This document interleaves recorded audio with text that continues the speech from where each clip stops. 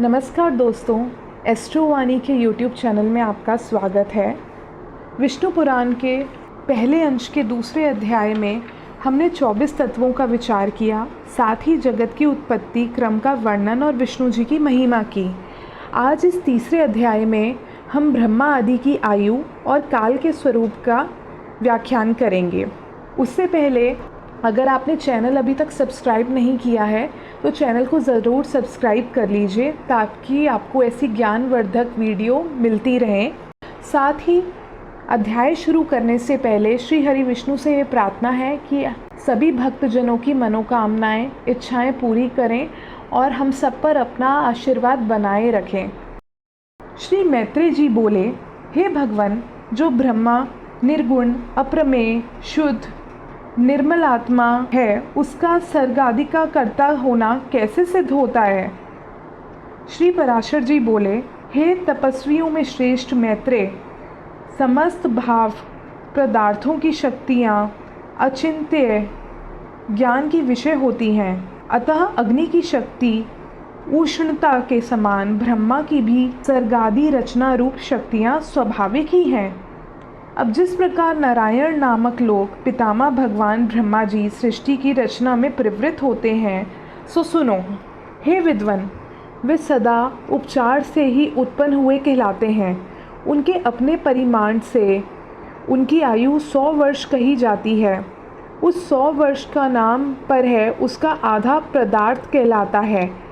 हे अनघ, मैंने जो तुमसे विष्णु भगवान का काल स्वरूप कहा था, उसी के द्वारा उस ब्रह्मा की तथा और भी जो पृथ्वी, पर्वत, समुद्र आदि चराचर जीव हैं, उनकी आयु का परिमाण किया जाता है।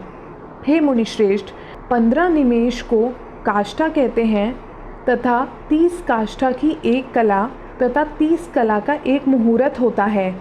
30 मुहूर्त का मनुष्य का एक दिन रात कहा जाता है और उतने ही दिन रात का 2 पक्ष युक्त एक मास होता है। 6 महीनों का एक अयन और दक्षिणायन तथा उत्तरायण 2 अयन मिलकर एक वर्ष होता है।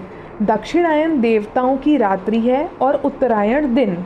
देवताओं के 12,000 वर्षों के सतयुग, त्रेता, द्वापर और कलयुग नामक 4 युग होते हैं। उनका अलग अलग परिमाण है, तुम्हें सुनाता हूँ। पुरातत्व के जानने वाला सतयुग आदि का परिमाण क्रमशः 4, 3, 2 और 1000 दिव्य वर्ष बतलाते हैं। प्रत्येक युग के पूर्व उतने ही 100 वर्ष की संध्या बताई जाती है और युग के पीछे उतने ही परिमाण वाले संध्यांश होते हैं।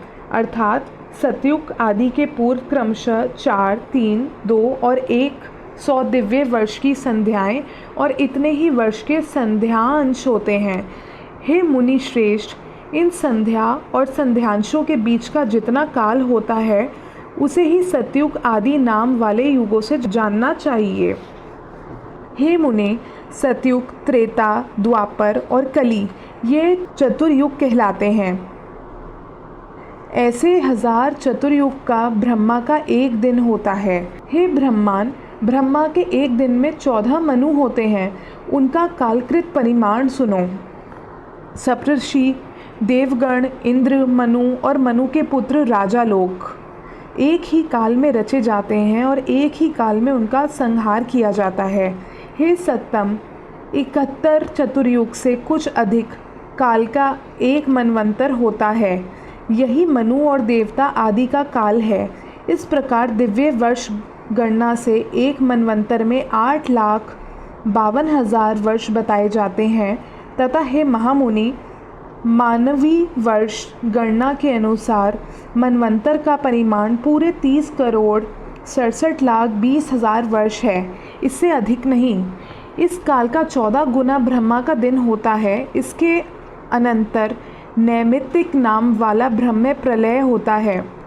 उस समय भूलोक, भुवलोक और स्वर्गलोक तीनों जलने लगते हैं और महलोक में रहने वाले सिद्धगण अति संतप्त होकर जनलोक को चले जाते हैं। इस प्रकार त्रिलोक जलमय हो जाने पर जनलोकवासी योगियों द्वारा ध्यान किए जाते हुए नारायण रूप कमल योनि ब्रह्मा जी त्रिलोक के ग्रास से तृप्त होकर दिन के बराबर ही परिमाण वाली उस रात्रि में शेष शैया पर शयन करते हैं और उसके बीत जाने पर पुनः संसार की सृष्टि करते हैं। इसी प्रकार गणना से ब्रह्मा का 1 वर्ष और फिर 100 वर्ष होते हैं। ब्रह्मा के 100 वर्ष ही उस महात्मा की परम आयु है, यानी कि ब्रह्मा की परम आयु है। हे अनक, उस ब्रह्मा जी का एक परार्थ बीत चुका है। उसके अंत में पाद्य नाम से विख्यात महाकल्प हुआ था। हे द्विज, इस समय वर्तमान उनके दूसरे परार्थ का वराह नामक पहला कल्प कहा गया है। यहाँ पर हमारा तीसरा अध्याय समाप्त होता है। चौथे अध्याय में हम ब्रह्मा जी की उत्पत्ति, वराह भगवान द्वारा पृथ्वी का उद्धार और ब्रह्मा जी की लोक रचना के बारे में बात करेंगे।